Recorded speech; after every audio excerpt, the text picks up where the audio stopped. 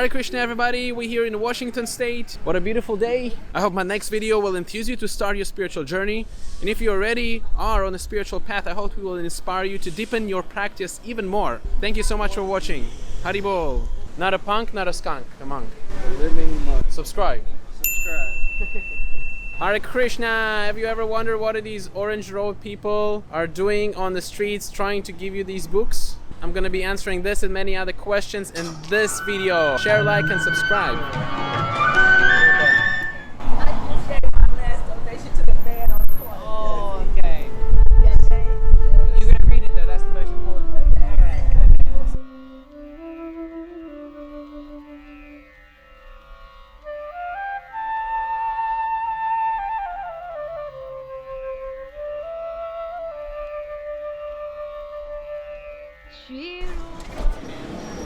The world is full of offerings. Everyone is constantly trying to get our attention by one way or another. Through advertisements, commercials, billboards, pushing different products and trying to get a hold of our eyes and senses. Sometimes when monks or spiritualists go out of their caves, ashramas, temples, to reach out to people and help them, their help is taken to be another form of advertisement. As if all of a sudden they became some needy or greedy businessman. But actually they're trying to do the complete opposite. They're not trying to offer you anything or give you anything. They're trying to take away your misconceptions.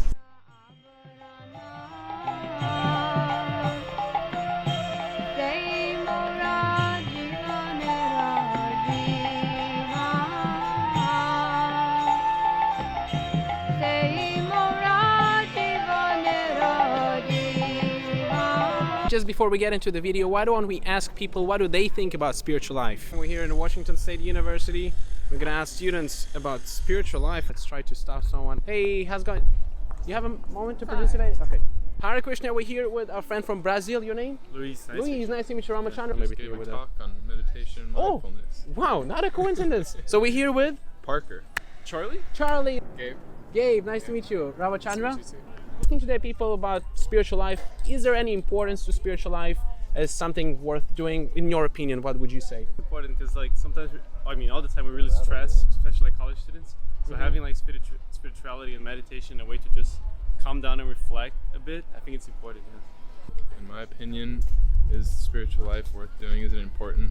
I think it's fundamentally important because we're living in a world that is so interconnected, but we're not necessarily always aware of that.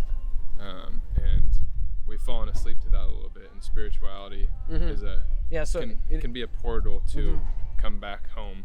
So it is very relevant in our day to day, even you would say minute to minute. Yeah. Awesome. Yeah. And it definitely should be. I would say it's definitely important. If spiritual practice isn't cultivated, then all that's going to happen is excessive eating, search for partners, friends, social stigmatisms. That's what we really need to feel complete. The spiritual practice is boundless. What would you say brings someone to actually start spiritual practice? I feel like, for example, your friends, if you know someone that does these practices and know how to get out from material life and try different stuff, like something new, I think that's like the first people that can introduce you to this. Yeah. And that's the best way, because when you have someone you trust and you know that like doing association. This kind of stuff, yeah, and then you're actually like, oh, I might try this as well because my friend is doing it, so why not? What is like the first step of someone who dips into spirituality? What makes him do that? I would say that a lot of times you might not even realize it, but like you'll just kind of be really bogged down one day and you'll maybe just think, well, I don't like where I'm at right now. That's the video actually I'm making, is about where does spiritual life starts. Like what gives people usually the push to start spiritual life? Usually depression. Okay. Depression will usually push people to search for something more than what they're already searching for in terms of day-to-day schooling, information, feeling themselves, etc. So usually I'd say depression pushes people. Chanting, beautiful spaces. You heard the chanting? Yeah. Hare Krishna, Krishna Krishna, Hare. In your opinion, what is like the goal? What is the pursuit when we practice like any form of spiritual practice? I believe it's to know thyself, the bigger self that you mentioned. Self-realization. Yeah, because a lot of people, especially today, it's really easy to feel ourselves as individuals and as somebody, but on that deeper level of knowing thyself. What can I do to improvement, yeah, just wanting to self-improvement. improve. So spirituality, you would say maybe it's like a better part of ourself or something like that. Yeah, or just sort some of like nice- self-improvement. If I can control the whole experience I'm having every moment to be in joyfulness, joyful. and Okay, look pretty joyful. thank you. So if I can maintain joyfulness and blissfulness every single moment, whether there's thoughts coming in, people coming in, environment, etc., as long as Yes. I'm creating that for myself, no matter where I am, that's kind of the beauty of the spiritual practice, because nothing has to change on the outside.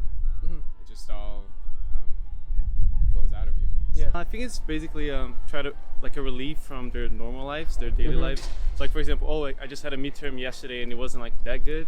So like a way to like relieve the stress and try to focus on good stuff and try just like get better in a way. Instead So of, like, you would say that that's the goal in spiritual practice, to get some relief like that. yeah, some relief or just like To way relax. to like get away from reality for a bit. Haribol, Haribol. So that was some nice interaction with the university students. I will insert more of these interactions along the video in the relative passages. As we could see, people are indeed considering spiritual life. The urge is certainly there.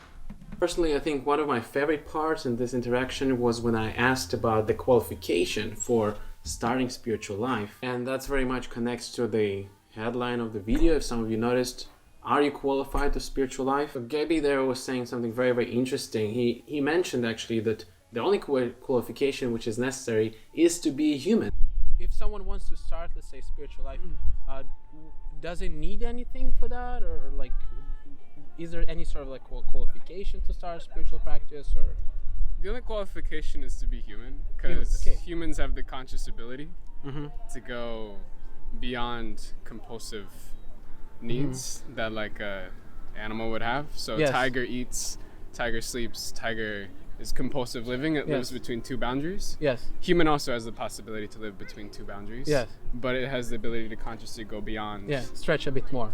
Yeah. Okay. So spiritual practice is going beyond that boundary and keep pushing the thresholds Okay. over and over. This is really one of the essential points I wanted to bring in this video. I'm glad I can just put it on the table right away, because that's the main point. Spiritual life begins from purification. You have to be ready to purify, otherwise spiritual life will seem to be just like another imposition on our enjoyment. Why is it an imposition? Because at the moment we're used to a completely different lifestyle, materialistic lifestyle. So what are these misconceptions I was talking about before? We always think that we need something, when in fact we already got everything we need. The human form of life that allows us to start practicing spiritual life, start practicing austerity, purification, so many nice things. And Gab actually, yes, he mentioned that very nicely, that the human form of life is the only form from all these different species that can actually start to grasp what a spiritual life is all about. And what is that specific utility that the human form of life is endowed with that allows us to practice spiritual life, spiritual practice, is the fact that we can ask ourselves who we are, what am I, where am I coming from, all these different questions. Parker actually, he was mentioning the same thing. I asked him, where does spiritual life starts? What triggers someone to start spiritual life? To question what we are, who I am. Or as we say in Sanskrit, atato brahma jigyasa. Sometimes pain, experiencing trauma and being in a very dark place that causes you to look for some light. Some solutions or... Yeah, for me it's been pain as well as just interest in the world and wanting to know what all of this is and who am I. And so that question of who am I Oh, who am I? Okay. has been It's a big. nice question. Yeah, in Sanskrit we say atato brahma jigyasa. Now, what is the self? And this is the first aphorism in the Vedanta Sutra. If someone is familiar with the Vedic scriptures, the Vedanta Sutra starts from a atato brahma jigyasa. In the human form of life, we can put so many questions, right? Where to eat, where to sleep, who to mate with, who to fight with, how to earn money. But what really differs us from the animals is the fact that we can ask ourselves questions about ourselves. What is the self? There's a difference between dull matter and spirit. What makes the body alive, beautiful? As living entities, we all connected by a certain amount of intelligence. But specifically a human being can use that intelligence to inquire about his spiritual life. And in fact, that search for the self is so exciting, so fulfilling, that spiritualists, yogis, monks, ascetics, so many people, they leave behind everything just to pursue this path. Why? Because this path actually gives them something priceless. Ramante yogino anante satchit ananda chittatmani iti ramapadena su param brahma hidiyate. This Sanskrit verse explains that actually the yogis, the transcendentalists, they don't leave aside the pleasure. Quite the opposite.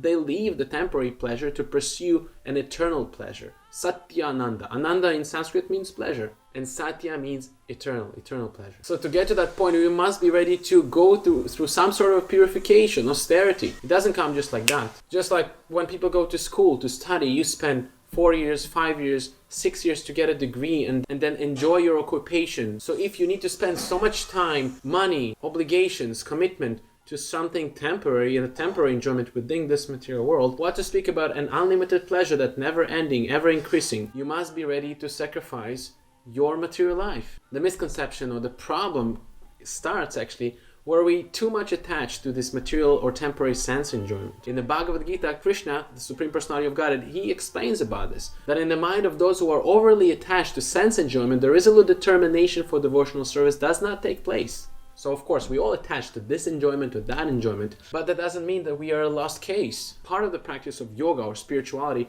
is to be steady. We have to be steady in our duty. This is our duty as humans. We have to practice spiritual life. If we don't practice spiritual life, for what this human form is for.